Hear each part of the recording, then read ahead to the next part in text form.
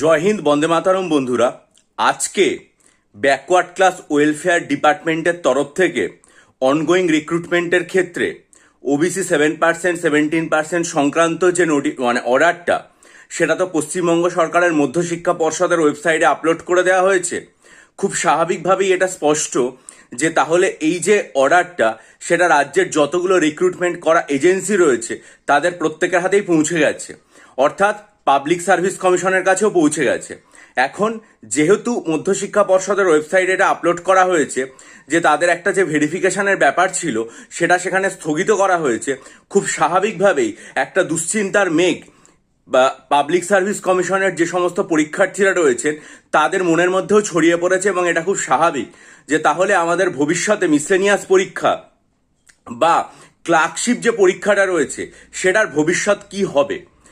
এতদিন পর্যন্ত মিসলেনিয়াস পরীক্ষা বা ক্লার্কশিপ পরীক্ষার যে ফলাফল রয়েছিল সেটা কোন পদ্ধতিতে বেরোবে সেটা নিয়ে পরীক্ষার্থীদের মনের মধ্যে একটা দুশ্চিন্তা ছিল এবং পাবলিক সার্ভিস কমিশনের কাছেও একটা সংশয় ছিল যে তারা কোন পথে এগোবে, 7% ওবিসি রিজার্ভেশন নাকি 17% ওবিসি রিজার্ভেশন, কি ধরে এগোবে।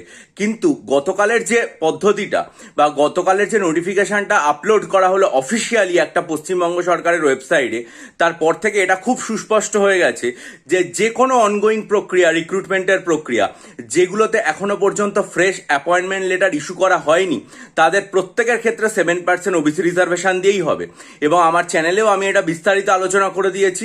সুতরাং এটা বোঝা যাচ্ছে যে পিএসসি মিসলেনিয়াস এবং পিএসসি ক্লার্কশিপ তাদের রিক্রুটমেন্ট প্রসেসও 7% ওবিসি রিজার্ভেশন নিয়েই হওয়ার কথা। সুতরাং পাবলিক সার্ভিস কমিশনের কাছে এই মুহূর্তে আর কোনো দ্বিধাদ্বন্দ্ব নেই যে তারা কিভাবে রেজাল্টটা তৈরি করবে। আজকে এই নোটিফিকেশনটা অফিসিয়ালি এসছে, আজকে হচ্ছে মাসের 10 তারিখ। এখনো পর্যন্ত 3 সপ্তাহ সময় আছে, 31 দিনে মাস।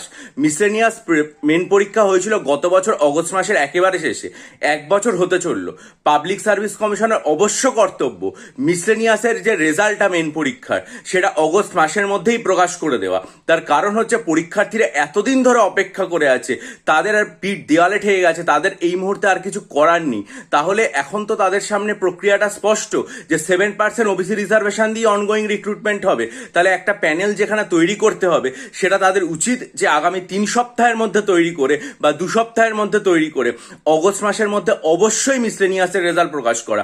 আর যেহেতু ক্লার্কশিপের পরীক্ষাটা ডিসেম্বরে হয়েছিল এবং তার পরীক্ষার্থীর সংখ্যা অনেক অনেক বেশি, তাই জন্য তাদের উচিত যে সেই রেজাল্টটা সেপ্টেম্বর মাসে বা পুজোর আগে প্রকাশ করে দেওয়া। কারণ এই মুহূর্তে আর কোনো দ্বিধাদ্বন্দ্ব নেই 7% ছাড়া হবে কিনা। সুতরাং 7% নিয়ে এটার রেজাল্টও ক্লার্কশিপের পুজোর আগে প্রকাশ করা উচিত।